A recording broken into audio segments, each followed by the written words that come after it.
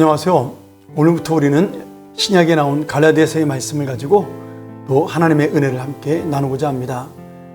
이 갈라디아서는 갈라디아 지방에 있는 갈라디아 교회에 보냈던 바울의 편지로 이루어져 있는 것이죠.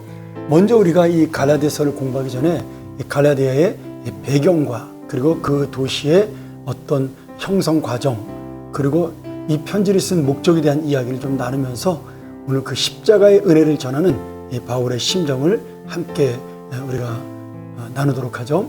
이 갈라디아 지방은 에베소나 고린도나 빌립보 이런 도시처럼 어떤 개별 도시를 말하는 것이 아니라 우리나라로 말하면 대전, 아니면 마산, 광주 이런 지역이 아닌 경상도, 전라도 이런 식의 도 단위의 행정구역의 명칭입니다. 그러니까 굉장히 넓은 소아시아 지역의 중앙부에 위치한 로마 제국의 한 식민지로서 큰 자치주를 이야기하고 있는 것이죠. 사도 바울이 이제 여기에서 1차 전도 여행 때 교회를 세우게 되는데요.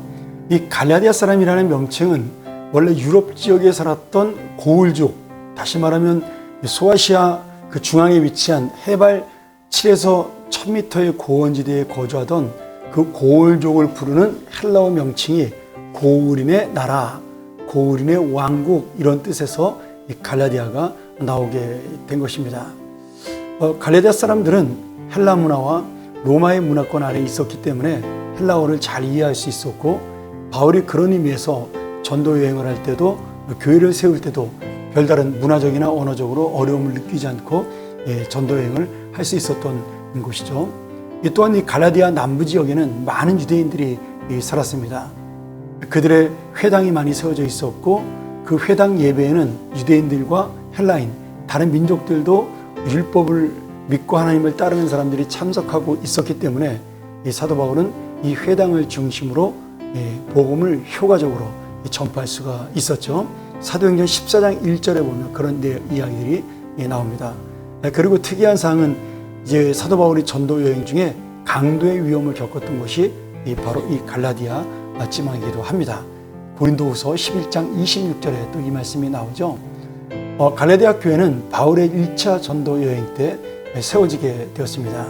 1차 전도 여행에서 바울은 바나바와 마가를 동행해서 수리아에 있는 안디옥에서 출발하여 구브로 섬을 거쳐 밤빌리아의 버가로부터 전도를 시작했고, 그 다음에 소아시아 중남부 지방의 유대인 회당을 통해 복음을 전하면서 이 갈라디아 지역과 인연을 맺었습니다. 사도행전 13장에 보면 자세한 이야기가 나오죠.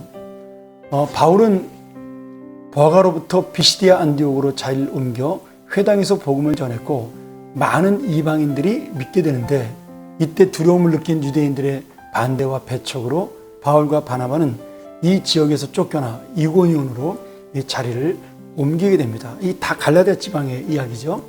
이곳에서 많은 유대인과 이방인들이 또 믿게 되지만, 유대인의 선동과 모략으로 바울은 위협을 느껴서 루스드라로 피신하게 됩니다.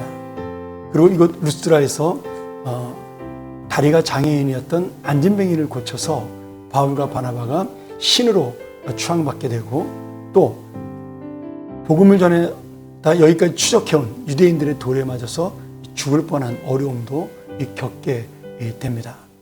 어쨌든 간에 바울은 이렇게 여러 가지 환난을 겪으면서도 끝까지 복음을 전했고, 여행한 도시를 루스드라, 이고니온, 비시디아, 안디옥 이런 식으로 역순화로 방문하면서 환난을 이기라고 권면하고 교회를 정비하게 됩니다. 사도행전 13장과 14장에 이런 바울의 이야기가 설명이 되어 있습니다.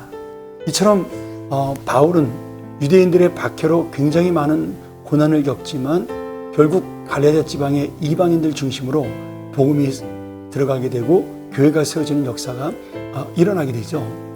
이 바울은 2차 전도 여행 때도 자신의 고향이었던 길리기아를 경유하여 1차에 방문했던 더베와 루스드라의 여러 성에서 복음을 전함으로 교회가 더 많이 성장을 하게 됩니다. 그리고 3차 전도 여행 때도 갈라디아와 부르기아 지역의 교회를 돌보게 되죠. 16장과 18장 사도행전의 말씀이 나와 있습니다. 이 바울이처럼 많은 어려움을 이기고 갈라디아 지방의 복음을 전하고 세웠지만 이 갈라디아 교회는 초신자가 많아서 신앙적으로 굉장히 불안정한 모습을 가지고 있었습니다. 유대인으로 복음을 받은 성도들은 그들이 믿는 율법 때문에 오직 하나님의 은혜와 우리가 오직 믿음으로 구원받는 사실을 잘 이해하지 못했고, 또 이방인 개종자들은 헬라적 문화 속에서 복음에 대한 이해가 부족해서 바울이 떠난 다음에 율법과 행함을 강조하는 거짓 교사들의 가르침에 미혹이 되었습니다. 갈라디아 4장 8절에 보면 이런 바울의 안타까움이 나타나죠. 그래서 당시 이 율법주의적 거짓 교사들은 바울이 전한 복음을 반대하고 예수를 믿어도 율법을 지키고 할례를 받아야 구원을 받을 수 있다고 가르치면서 자신들의 권위를 세우는 그런 거짓 복음을 전하는 자들이 교회 안에 일어나게 된 것이죠. 그래서 바울은 이들의 거짓 진리가 복음의 순수성을 훼손하고 성도들이 잘못된 신앙과 구원관을 가지게 되어 급히 이 갈라디아서를 써서 그들에게 오직 십자가의 은혜, 오직 믿음만을 전하는 조금 강한 어조로 말씀을 전하는 그런 복음에 대한 말씀을 이 갈라디아서를 통해 전하게 됩니다.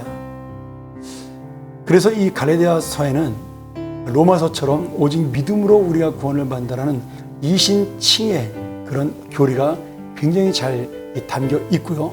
또 이 교회를 어지럽히는 이단과 그 악한 자에 대해서 굉장히 단호하게 그들은 심판을 받을 것이라고 말씀하면서 모든 교인들은 반드시 온유한 마음 가지고 복음으로 돌아올 수 있도록 바울이 권고하고 또 그들에게 권면하고 있는 것이죠.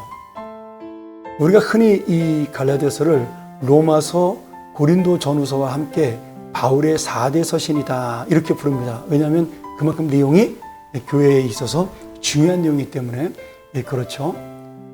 내용은 적지만 또 어떤 문장의 세련미가 약간 다른 성경에 비해서는 떨어지지만 율법과 복음을 비교해서 믿음이 무엇인지를 설명하고 하나님의 은혜와 예수 그리스도의 구원을 설명하는 데는 정말 너무나 완전한 내용을 담고 있습니다.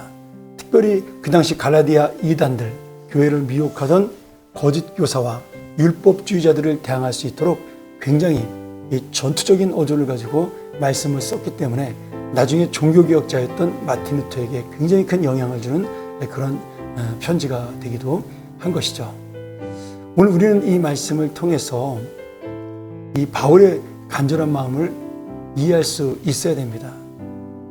그들은 하나님의 복음을 잘못 전했던 그들은 바울의 사도권을 부인하고 자신들이 원하는 복음을 전해서 교회에서 영향을 미치려고 했지만 오직 바울의 마음속에는 온전한 복음을 세우고 하나님의 은혜를 전하며 이 교회가 믿음으로 바로 서기만을 원하는 마음이 가득 차 있습니다. 그렇기 때문에 다른 서신서하고 달리 문안인사도 굉장히 짧고요. 바로 자신의 사도권을 변론하면서 이 책을 쓴 이유를 분명히 밝혀서 거짓 교사들을 책망하고 그 따라간 교인들에게 돌아오라고 강력하게 견고를 합니다.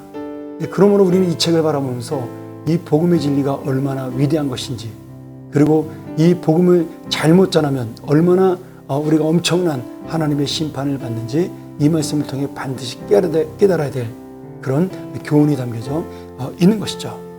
다시 한번 우리가 이 말씀을 기억하면서 이제 계속해서 우리가 갈라디아서를 공부하겠지만, 복음은 단순히 믿는 것으로 또한 끝나는 것이 아니라 실천적인 삶으로까지 율법에서 해방된 자들이 누려야 될 자유와 그 다음에 기쁨, 영적인 삶에 대한 그런 구체적인 이야기까지도 함께하므로 정말 믿음과 삶이 하나 된 말씀을 통해 우리에게 신앙의 삶이 무엇인지를 분명히 보여준다, 이렇게 볼 수가 있습니다.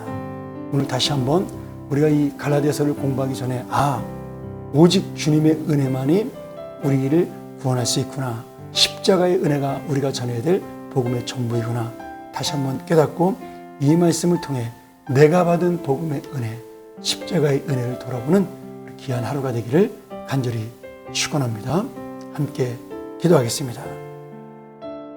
하나님 아버지, 우리가 이 바울의 안타까운 마음, 바울의 이 안쓰러워하는 마음, 이 마음이 얼마나 복음을 사랑하고 교회를 사랑하는 마음인지를 갈라디아서를 읽으면서 깨닫고 그의 이 강력한 경고를 통하여 하나님의 교회가 진실하게 서는 것이 얼마나 중요한가를 우리가 마음속에 담는 귀한 은혜의 시간 될 수 있도록 함께하여 주옵소서. 예수님의 이름으로 간절히 기도합나이다. 아멘.